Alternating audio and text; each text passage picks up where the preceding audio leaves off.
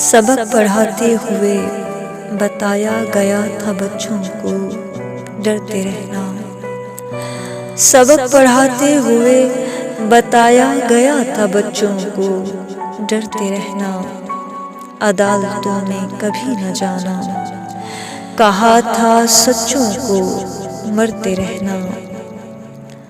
मोहब्बतों में जुदाई देकर अजीम लम्हों में वो बिछड़ कर, मोहब्बतों में जुदाई देकर अजीम लम्हों में वो बिछड़ कर, वो मेरे कानों में कह गया था बिगड़ न जाना संवरते रहना।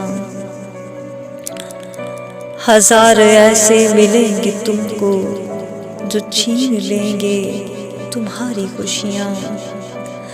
हजार ऐसे मिलेंगे तुमको जो छीन लेंगे तुम्हारी खुशियाँ।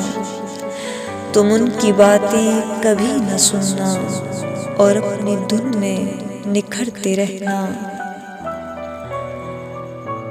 तुम ऐसे लोगों को क्या पता है जुदाइयाँ क्या विसाल क्या है। तुम ऐसे लोगों को क्या पता है जुदाइयाँ क्या विसाल क्या है।